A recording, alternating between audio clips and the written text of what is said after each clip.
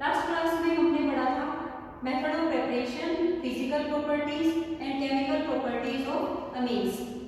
हमने इसमें डिस्कस किया था chemical properties of aliphatic amines. Now today we are going to start chemical properties of aromatic amines, जिसमें हम सबसे इंपॉर्टेंट रिएक्शंस पढ़ेंगे इलेक्ट्रोफिलिक सब्स्टिट्यूशन रिएक्शन। तो आप इसमें देखिए ring containing NH2 group, aniline. अब आप इसमें देखिए nitrogen contain one lone pair और this lone pair involve in resonance.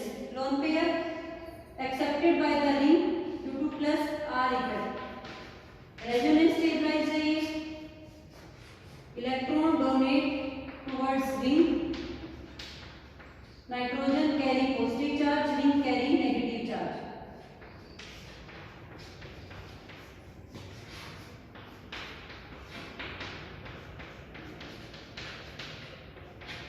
So NH2 group is an electron donating group. Donate electron to the ring. Increase the electron density at ortho and para position.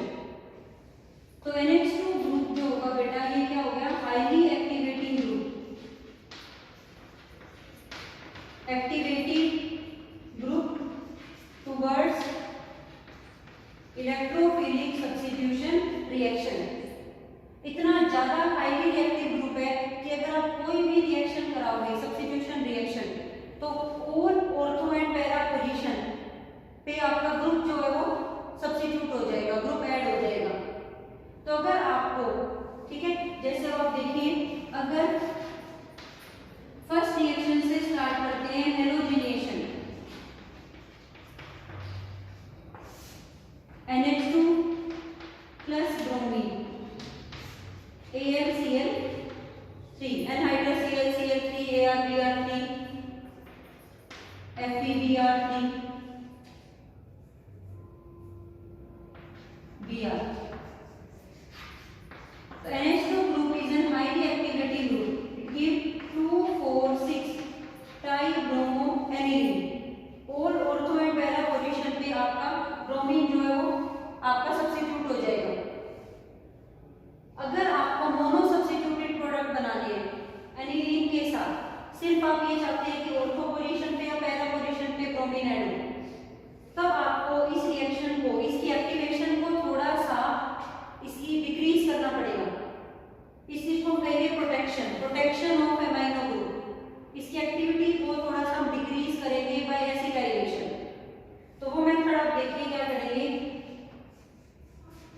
Aniline की direct bromination ना करा के पहले हम इसकी protection करेंगे bye acetyl group CH3CO Cl।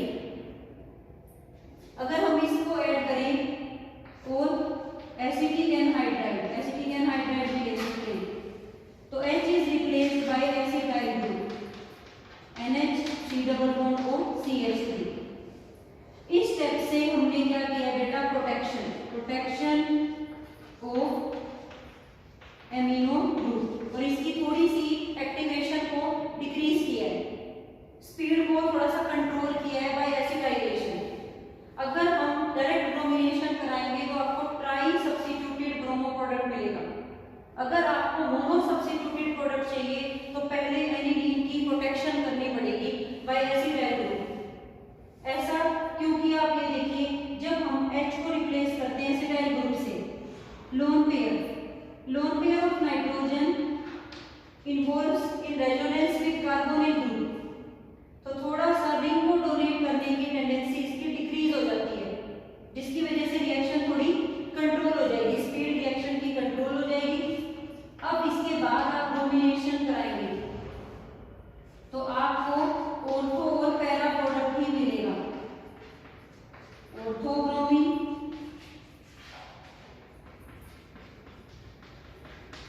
Para bromine. अब वापस से आप NH2 ग्रुप को दोबारा से हटा सकते हैं यहाँ पे बाय हाइड्रोलिसिस। अगर इन दोनों की, ये जो दोनों ग्रुप हैं ये देखिए आप NHCOCH3Br plus NHCOCH3Br. Again on hydrolysis group हमें NH2 ग्रुप फिर से मिल जाएगा और आपका प्रोडक्ट बन जाएगा मोनो सब्स्टिट्यूटेड प्रोडक्ट।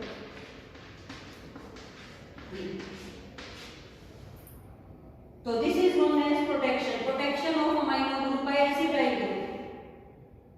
क्या मैं देखिए फिर से रिपीट कर रही हूँ, हम रिएक्शन पढ़ रहे हैं एनिलीन की, aromatic amines. Aniline NH2 group highly activating group towards electrophile because it donate electrons to the ring और increase the electron density on the ring। तो अगर हम डायरेक्ट ब्रोमिनेशन कराएंगे तो तीनों ही ब्रोमीन ऑर्थो पैरा पे इंसर्ट हो जाएंगे। अगर रिएक्शन में मोनो सब्स्टिट्यूटेड प्रोडक्ट चाहिए तो आपको रिएक्शन की स्पीड को थोड़ा सा कंट्रोल करना पड़ेगा by protection with acetyl group. तो पहले आप एसिटाइल ग्रुप लगाओगे, ठीक है, एसिटाइल हैलाइड बनेगा, उसके बाद आप ब्रोमीन लगाओगे तो आपका ऑर्थो और पैरा प्रोडक्ट बनेगा। देन दोबारा से इस ग्रुप को, ठीक है, NH2 करना है तो then again by hydrolysis group आपका दोबारा से आ जाएगा। तो आपके पास बन जाएंगे ऑर्थो ब्रोमोएनिलीन और पैरा ब्रोमोएनिलीन। तो इससे आपने ग्रुप को प्रोटेक्ट कर लिया और स्पीड भी रिएक्शन की कंट्रोल हो गई और मोनो सब्स्टिट्यूटेड प्रोडक्ट बन गया। तो ये आपको हर रिएक्शन में करना है। जब भी आप एनिलीन के साथ इलेक्ट्रोफिलिक सब्स्टिट्यूशन रिएक्शन कराओगे और आपको मोनो सब्स्टिट्यूटेड प्रोडक्ट बनाना है तो फर्स्ट आपको प्रोटेक्शन करनी है बाय एसिटाइल ग्रुप, देन आपको कंडीशन लगानी है सब्स्टिट्यूशन रिएक्शन की। जैसे अब आप नेक्स्ट रिएक्शन देखिए नाइट्रेशन। अब नेक्स्ट रिएक्शन है नाइट्रेशन। देखिए एनिलीन की नाइट्रेशन कराएं अगर हम strong acidic medium nitrating mixture of H2SO4 and HNO3. This mixture is not a nitrating mixture but this mixture is a strong oxidizing agent. तो आप देखिए जब नाइट्रेशन कराते हैं एनिलीन की तो आपको प्रोडक्ट मिलते हैं ऑर्थो नाइट्रोएनिलीन, पैरा नाइट्रोएनिलीन। अब aniline is a ortho para directing group, NH2 is a ortho para directing group, but still in this reaction Meta product is also form और परसेंटेज जो होगी मेटा की वो ऑर्थो से भी ज्यादा होगी, ऑर्थो ओनली 2%, 41% इसमें आपका बनेगा पैरा प्रोडक्ट, ठीक है। और इसमें अगर हम इसमें निकालें 57% आपका मेटा प्रोडक्ट बनेगा। तो अब इसमें NH2 group ortho para directing है, फिर भी आपका मेटा प्रोडक्ट इसमें क्यों बन रहा है ये आप देखिए, इसका रीजन बहुत इंपॉर्टेंट है। ये NH2 group ortho para directing group है, still it form meta product. देखो रिएक्शन हो रही है एसिडिक मीडियम में, जब हाईली एसिडिक मीडियम है तो H+ आयन है यहाँ पर, तो लोन पेयर जो है ये H+ आयन को डोनेट होंगे और यहाँ पे आयन बनेगा एनिलीनियम आयन।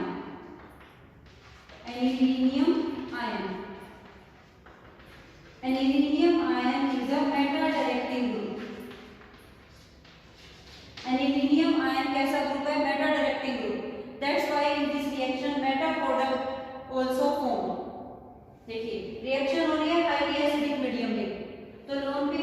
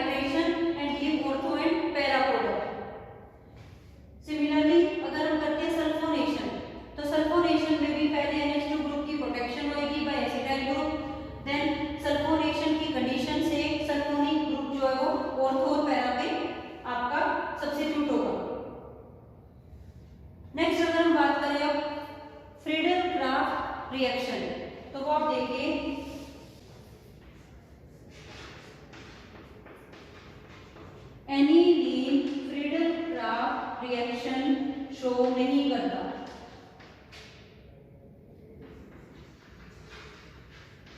एल्काइलेशन रिएक्शन हो या फिर एसाइलेशन,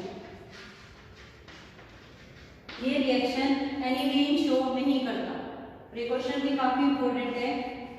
इसका रीजन है एनिलीन, ये दोनों रिएक्शन में आपके पास होता है एनहाइड्रस AlCl3। एनहाइड्रस AlCl3 है लुईस एसिड और एनिलीन एक्ट करता है as a Lewis base, donate electron to Lewis acid and form complex NH2 positive AlCl3 negative.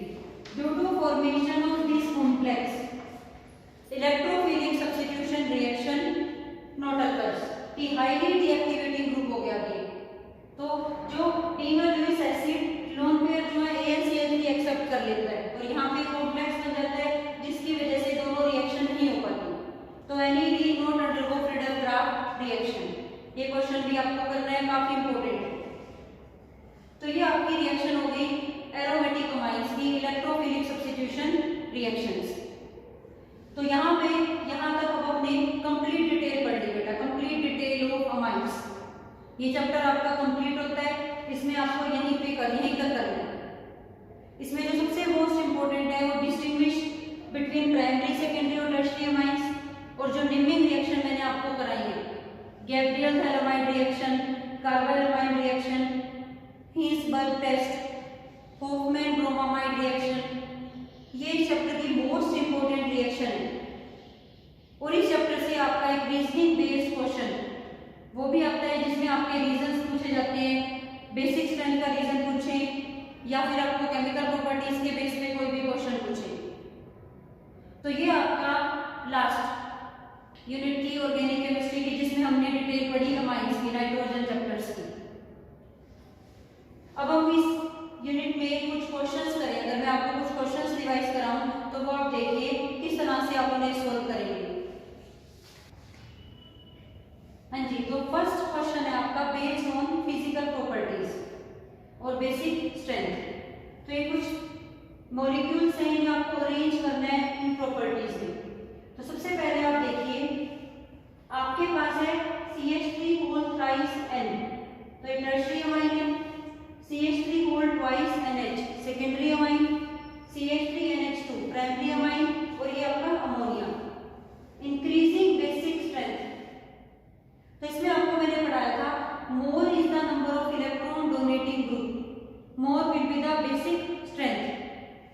Amines are stronger base than ammonia. अब amines में tertiary में 3 alkyl group होते हैं, तो more is the electron donating group, more will be the basic strength. तो अगर हम इनकी नंबरिंग करें और उसके हिसाब से अगर हम बेसिक स्ट्रेंथ का ऑर्डर लिखें तो आप देखिए out of the 4 tertiary amine first सबसे ज्यादा बेसिक होगा, देन सेकेंडरी, प्राइमरी और सबसे लास्ट में होगा अमोनिया। तो ये आपका ऑर्डर रहेगा। सभी बच्चों को समझ आ गया? बेसिक स्ट्रेंथ का ऑर्डर होता है tertiary amine is stronger base than secondary than primary, फिर आपका अमोनिया। नेक्स्ट देखिए मॉलिक्यूल्स को अरेंज करना है आपको decreasing Kb value, means Kb value is directly proportional to basic strength.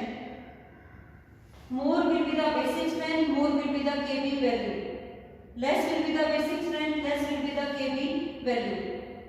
तो इसका मतलब आपको डिक्रीजिंग बेसिक स्ट्रेंथ में अरेंज करना है। अब आप देखिए इन सब में ये आपके एरोमेटिक अमाइन है, aniline. Aromatic amines are weaker base than aliphatic amine. इसमें एक रिंग से रेजोनेंस में पार्टिसिपेट करेगा, इसमें 2 रिंग है, इसमें आपकी एक रिंग और एक एल्काइल ग्रुप, तो एल्काइल ग्रुप का डोनेटिंग इफेक्ट होगा और इसमें आपका रिंग नहीं है, ये एलिफेटिक अमाइन है।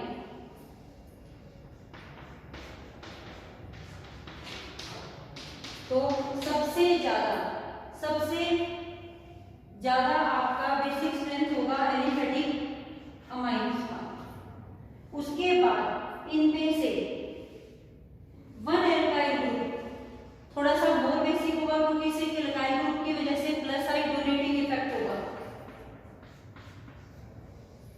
देन वन रिंग कंटेनिंग, थोड़ा सा इसका मोर बेसिक होगा, देन टू रिंग, क्योंकि इसमें टू रिंग की वजह से नाइट्रोजन के जो लोन पेयर है एक बार रिंग के साथ इन्वॉल्व होंगे और एक बार दूसरी रिंग के साथ, तो मोर रेजोनेटिंग स्ट्रक्चर्स बनेंगे और वीक बेस होगा ये, तो सबसे वीक बेस सेकंड रहेगा। नेक्स्ट देखिए इंक्रीजिंग बॉइलिंग पॉइंट। अब आप देखिए इसमें अल्कोहल है और एक अमाइड्स है, प्राइमरी और सेकेंडरी। अल्कोहल्स का बॉइलिंग पॉइंट ज्यादा होता है अमाइड्स से, because of more electronegativity of oxygen. तो सबसे पहले नंबर पे आपके आएंगे अल्कोहल्स। Alcohol first. अब आउट ऑफ प्राइमरी और सेकेंडरी, आउट ऑफ प्राइमरी और सेकेंडरी, प्राइमरी अमाइड्स का बॉइलिंग पॉइंट ज्यादा होता है देन सेकेंडरी अमाइड्स।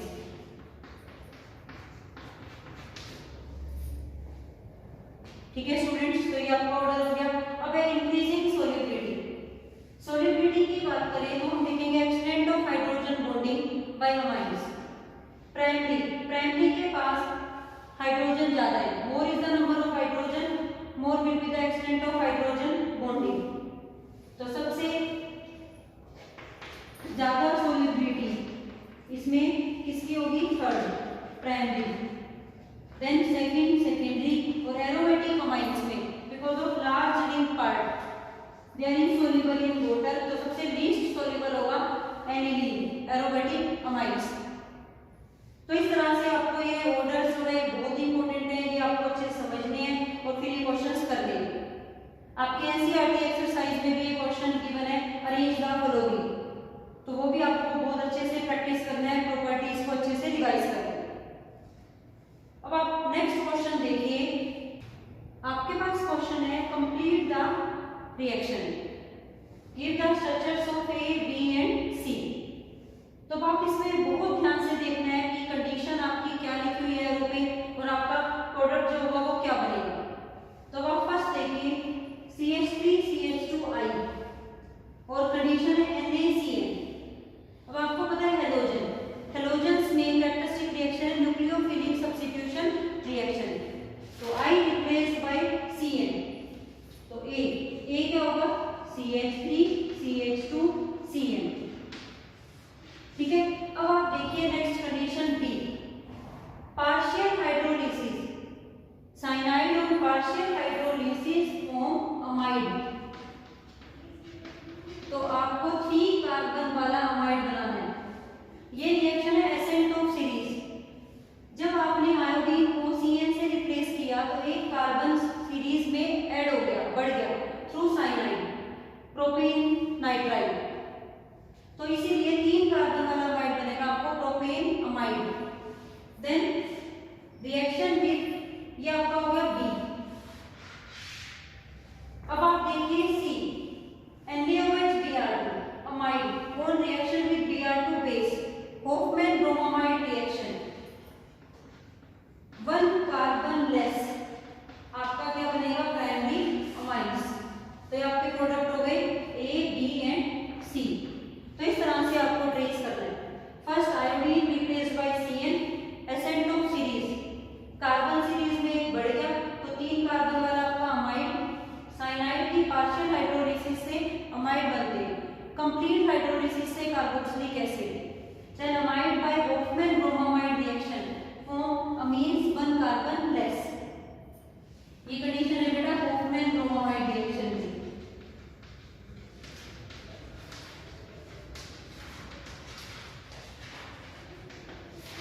नेक्स्ट अब आप देखिए benzene diazonium chloride on reaction with CuCN, तो आपका प्रोडक्ट क्या बनेगा? CN हो जाएगा। अब कंप्लीट हाइड्रोलिसिस, देखो अगर आपके पास पार्शियल होगी तो लिखा होगा, मेंशन होगा पार्शियल हाइड्रोलिसिस।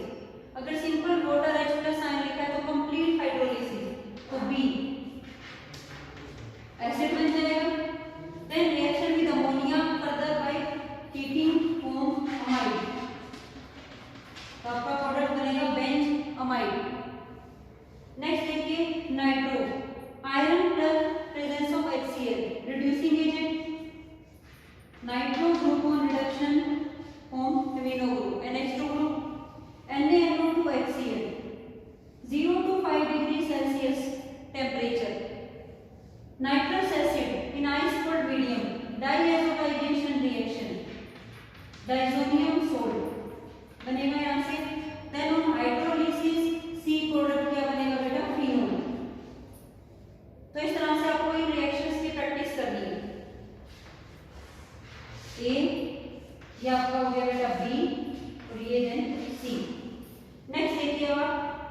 कार्बोक्सिलिक एसिड को ट्रीट कर रहे हैं अमोनिया के साथ, तो ए क्या होगा बेटा, अमाइड।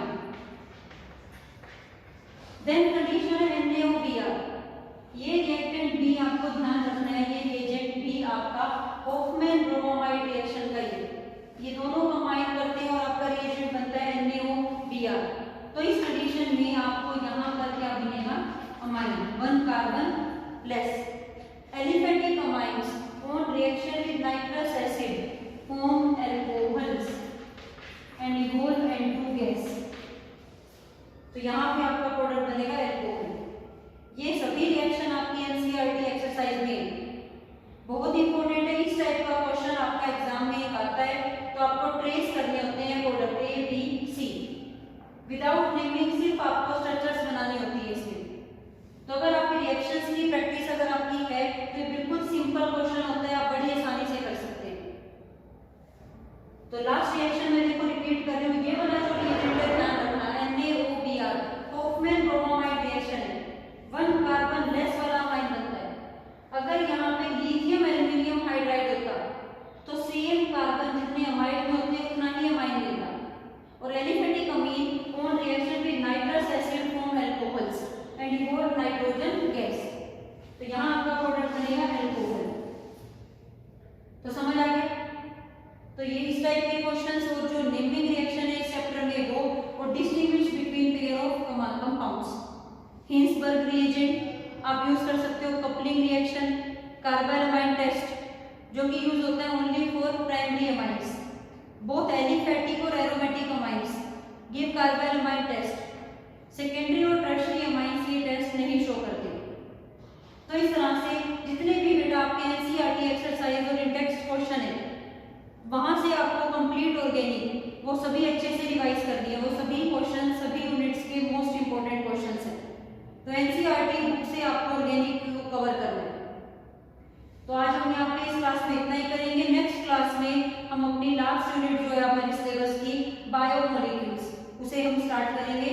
तो आप इस चैप्टर को अच्छे से रिटन प्रैक्टिस कीजिए और एनसीईआरटी बुक की हेल्प से अच्छे से इसे रिवाइज कीजिए।